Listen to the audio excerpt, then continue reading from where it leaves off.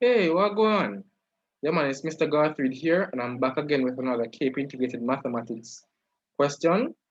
All right, we're focusing on Module 1, that's Foundations of Mathematics, and we're going to look at the modulus equation. All right, that's the type of question I'm focusing on here. So it says solve the equation, the modulus of 3x minus 7 equals 5. Okay, now before I get into how to solve these types of questions, yes, so before I get into how to solve these type of questions, let us look at the definition of the modulus function or the absolute value function. So if we have the modulus of x, you should know that it is a piecewise function, okay? It is equal to the positive of the x value. That is when the value of x is greater than or equal to 0, and it is equal to negative x when x is less than 0. Okay, that is something that you have to know. So what does the absolute value, with that being said, what does the absolute value of 3x minus 7 means? Well, this is equal to 3x minus 7 when 3x minus 7 is greater than or equal to 0, and it is also equal to the negative of 3x minus 7 when the value of 3x minus 7 is less than 0, meaning that it is negative. Okay? Now, so with that being said, the absolute value of x simply means that it can be equal to positive or negative x. Okay? Depending on if x is 0, positive, or negative. All right? And we can also say that the absolute value or the modulus of 3x minus 7 is actually equal to plus or minus 3x minus 7, okay? Depending on if that value is greater than or equal to 0 or less than 0, all right? Good. So how are we now going to solve the modulus of 3x minus 7 equals 5? Well, I just stated that we know that the modulus of 3x minus 7 is equal to plus or minus 3x minus 7, all right, depending on if that value is greater than or equal to 0 or less than 0. So with that being said, I can now say that to solve the modulus of 3x minus 7 equals 5, I'm going to have two cases. The first case is when 3x minus 7 is positive, right? So I'm going to equate that value to 5. Or when the value of 3x minus 7 is negative.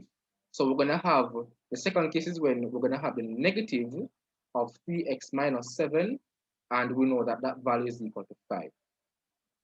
Okay, good. So some persons might write 3x minus 7 is equal to negative 5. All right, that's fine as well, because you could just divide both sides here by the negative 1 in front, and you will get the negative on the right hand side.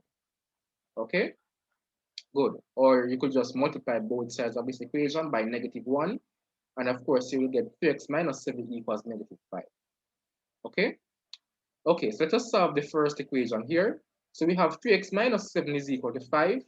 I'm going to add 7 to both sides of the equation, and if I do that, I will get 3x is equal to 7 plus 5, right? By adding 7 to both sides of the equation. So now I have 3x is equal to 7 plus 5. So I can now say that 3x is equal to 7 plus 5 is 12. Okay, so 3x is equal to 12. I can get rid of that 3 by dividing both sides of the equation by 3. And if I do that, I will get x is equal to 12 divided by 3, which is 4. All right, good. Now let us focus on the second case. We have the negative of 3x minus 7 equals 5. How do you solve this equation? No. Well, you could do it different ways. You could either distribute this negative 1. There's actually a negative 1 here in front. So you could actually distribute the negative 1 inside the brackets. all right, and then continue from there. Or you could divide both sides of the equation by that -1, or you could multiply both sides of the equation by -1. All right, all of that will be acceptable. So what I'm going to do is to just divide both sides of the equation by -1. All right, because if I do that now, I will get 3x minus 7 is equal to -5. Okay, just dividing both sides of the equation by -1. Good. Now let us now solve this equation for x. So I'm going to now add this 7 here to both sides of the equation. So if I add 7 to both sides of the equation, I will obtain 3x on the left-hand side, and that is going to be equal to 7 minus 5 on the right-hand side. All right?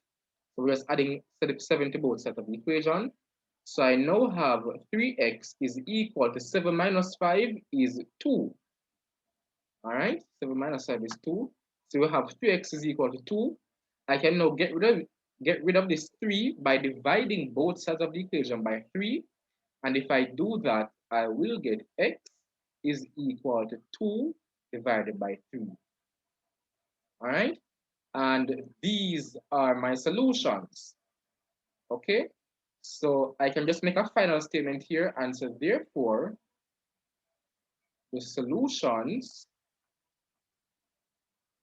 are x is equal to 4 and x is equal to 2 over 3. All right?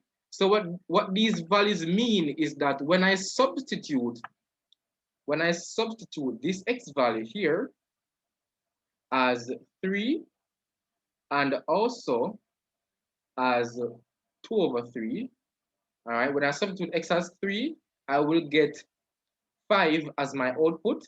And when I substitute 2 over 3 as well, I will still get 5 as my output.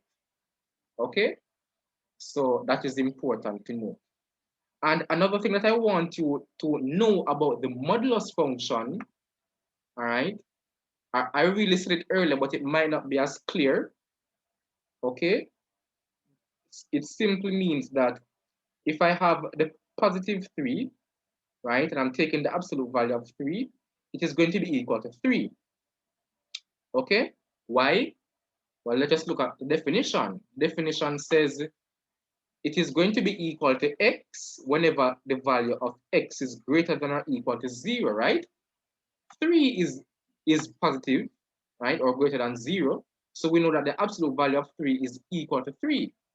But what about the absolute value of -3? Well, this is going to be equal to what? Let's just look back at the definition now. Here you recognize that our value for x is negative, right? So we're at this case now. So if the value of x is less than 0, so we'll have -3 in this case now. So since it is less than 0, it is going to be equal to the negative of x. Okay, the negative of the x value. Meaning that this is going to be equal to the negative of -3, right? -3 is the x value, so you put the negative in front. So negative times -3, all right, we're going to have -1 times -3 there, which is a positive 3. Okay, so all the absolute value function does is make any value positive. All right, so if the value is positive, the output is going to be positive. If the value is negative, the output is still going to be positive. Okay, so that is what I wanted to focus on in this video. I hope that it was helpful. If it was, please ensure to like up the video and subscribe to the channel. I am Mr. Garth Reed, student ambassador in the University of Technology, Jamaica, and I'm a mathematics teacher in training in the School of Mathematics and Statistics. I thank you for joining.